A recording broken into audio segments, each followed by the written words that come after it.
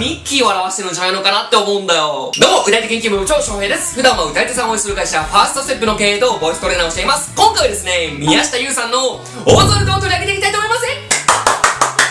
オズワルド2019年に公開されたニルカジツさん10作目のボカロ楽曲ですね。でね、MV のイラストをウーマさんが制作されているということで、歌詞も MV もめちゃめちゃ仕掛けが細かいんだよ。そんな難解な楽曲を歌だけじゃなくて、作詞作曲編曲イラスト制作とマルチにこなす宮下優さんが歌われてます。だからこそね、ウィスパーボイスが魅力的な宮下優さんがこの楽曲をどのように歌われるのか、今回は歌い手研究部のみんなと一緒に聴いていきたいと思います。このようにこのチャンネルでは歌い手さんの歌唱テクニックや楽曲について楽しくわかりやすく解説しています。見逃したくないって方は今すぐ登録して歌い手研究部に入部してください。では早速行ってみましょう。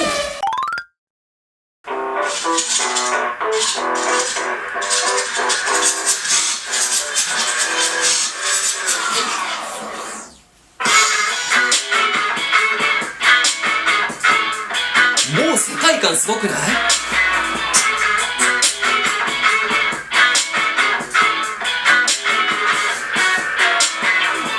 おしゃれなイントロ、独特な世界観のイラストでこの楽曲は始まっていきます。でね、冒頭で耳の長いキャラクターと白い髪の男の子が出てきたよね。まずここでみんなに絶対に押さえておいてほしいのが、この楽曲のタイトルにもなっているオズワルドっていうワードですね。みんなさ、ディズニーのキャラクターといえば、ミッキーマウスをイメージすると思うんだけど、実はミッキーマウスが誕生するよりももっと前にみんなから愛されている耳の長いキャラクターがいたんだよ。そしてそのキャラクターの名前がオズワルド。どう？この時点でさ、もうゾクゾクしてこない？そしてこの白い髪の男の子は一体誰なのか、先行ってみよう。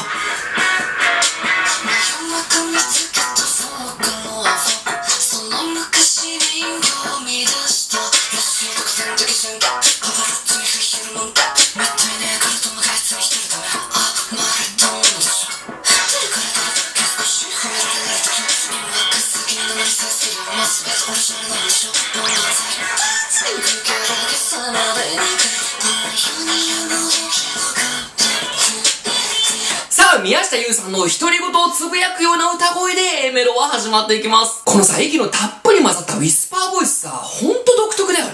で、一つ歌い方の特徴としては、息をたっぷり混ぜてるんだけど、吐きでよく歌ってるんだよね。例えば出だし流して歌うと、真夜中見つけたフォークロアはこんな感じになるんだけど、宮下優さんは真夜中見つけたフォークロアはこんな感じでかなりね、歌詞を立たして歌ってるんだよね。めっちゃ個性的。で、また楽曲に話が戻るんだけど、さっき耳の長いキャラクターオズワルドの話をしたよね。ただ不思議なのが、ミッキーマウスより前に生まれてるはずなのに、ミッキーマウスの方が知名度高いですよね。ここには訳があって、ディズニーのキャラクターとしてオズワルドは人気を博してたんだけど、ユニバーサルとね、権利関係で争って、ディズニーは負けてオズワルドの権利をね、ユニバーサルに奪われちゃうんですよね。最初の方でさ、大勢の人に責められてる絵の描写があったんだけど、それはね、ここを表してるんじゃないのかなって個人的には思ってます。だんだん内容が穏やかじゃなくなってきたよね。次行こう。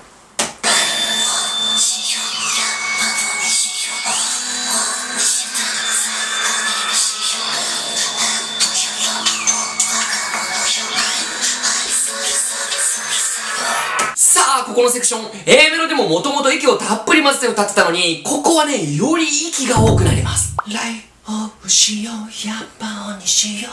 ほんとね、耳元で囁く感じだよね。で、さらに MV のイラストもかなり不気味なんだよ。ガスマスクをつけた人が紫色の怪しい薬を白い髪の男の子に提示してたでしょ。これね、あくまで俺の想像なんだけど、さっき言ってたユニバーサルに権利を奪われたオズワルド。この人気はね、長くは続かなかったみたいなんだよ。で、なんとかオズワルドの人気を取り戻そうと思ったユニバーサルは、色を変えたりとね、デザインをいろいろいじったみたいなんだよね。それがさ、ドーピングじゃないけど、この怪しい薬を男の子に無理やり飲ませる。この描写に繋がってるんじゃないのかなって思うんだよね。そう考えると、この白い髪の男の子は、オズワルドを擬人化したものなのかもしれないよね。で、改めてよく見ると、白い髪なんだけど、2本だけね、黒い髪があるんだよね。めっちゃ考察むずない？まあね、他にもこの白い髪の男の子はミッキーを表してるんじゃないかっていう考え方もあるから、部員のみんなもね、自分なりに考えながら続き見てみようか。サビいくよ。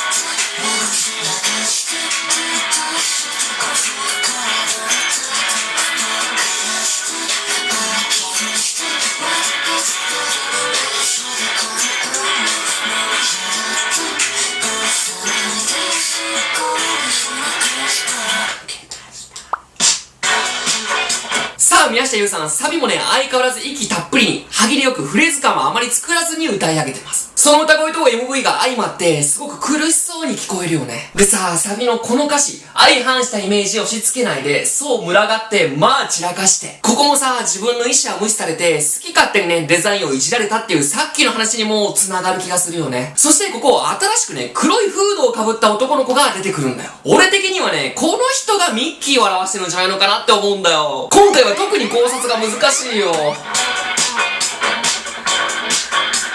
らほら。黒いフードのキャラクターいたでしょねえ。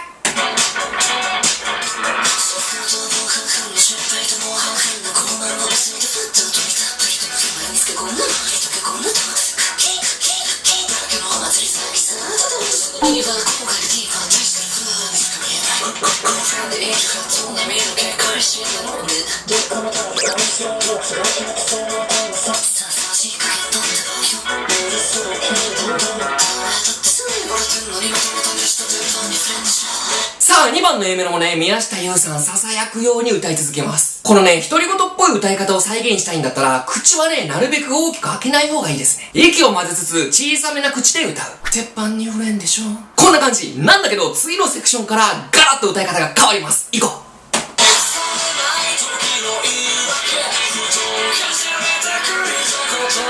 う。ね。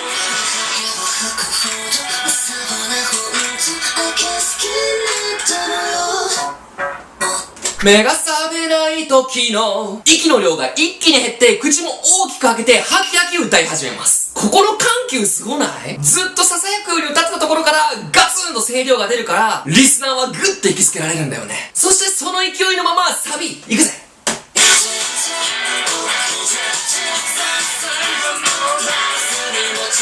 かなりも入ってくるよ。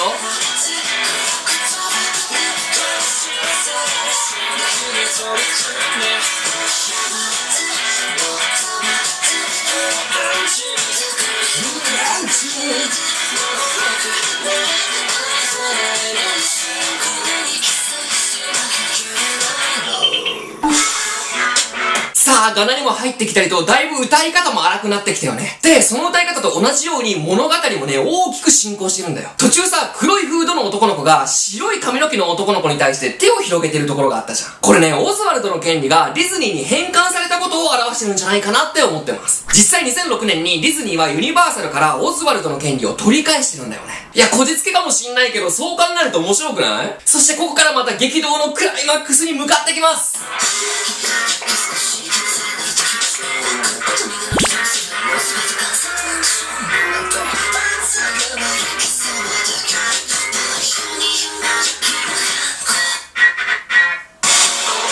さあ、ディズニーの元に帰れたオズワルド。なんだけどね、その後も恵まれた環境ではなかったんだよね。なぜなら、もうディズニーではミッキーマウスが圧倒的な地位を築いてるから。そりゃさ、オズワルドだって悲しい気持ちや嫉妬の気持ちが生まれるでしょう。本当だったら、その立ち位置に自分がついてるはずだったんだから。それが表されてるのが、曰く後に名乗りでもすりゃもうすべて贋作なんでしょう。もう満体。ここだよね。辛すぎるでしょ。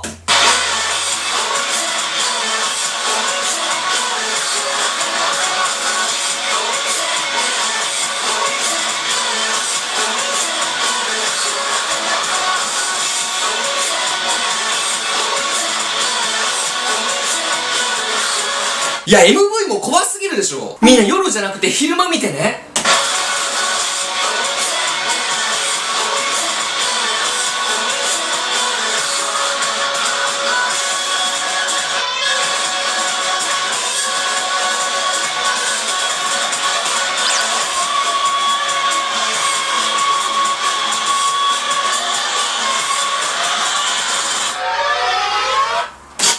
カオスなイラスト、カオスなアレンジに、おいでというフレーズが繰り返されます。ここね、誰が誰に対しておいでって言ってるんだろうね。ここね、いろいろな考え方があると思うから、ぜひね、歌い手研究部のみんな、考え方をね、コメント欄でシェアしてほしいなって思ってます。そして、クライマックス、いくよ。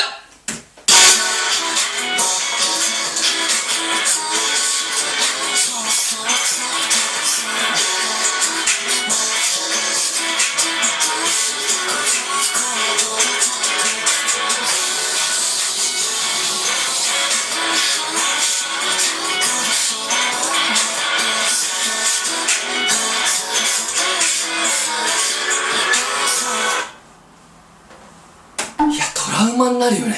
最後のサビ途中でさ、たくさんの人の影が映ってる描写があったよね。これもさ、きっとオズバルドのようにディズニーから生み出されて、そして分け合ってみんなから忘れられていったキャラクターたちなのかもしれないよね。さあ、考えさせられることがめちゃめちゃ多かったこの楽曲。この動画で俺が話したことってほんのちょっとのことなんだよね。MV 再生直後に刻まれている英語の文、観覧車や石像に刻まれている西暦、もう言い出したらキリがないくらいね、仕掛けがたくさん詰まった MV 楽曲になってます。ぜひね、部員のみんなも自分なりに考察してコメントでね、シェアしてくれるとめっちゃ嬉しいです。このようにこのチャンネルでは、ガイドさんの歌唱テクニックや楽曲について楽しくわかりやすく解説しています。見逃したくないって方は今すぐ登録して歌い手研究部に入部してください。ではまた次回の動画でお会いしましょう。バイバイ。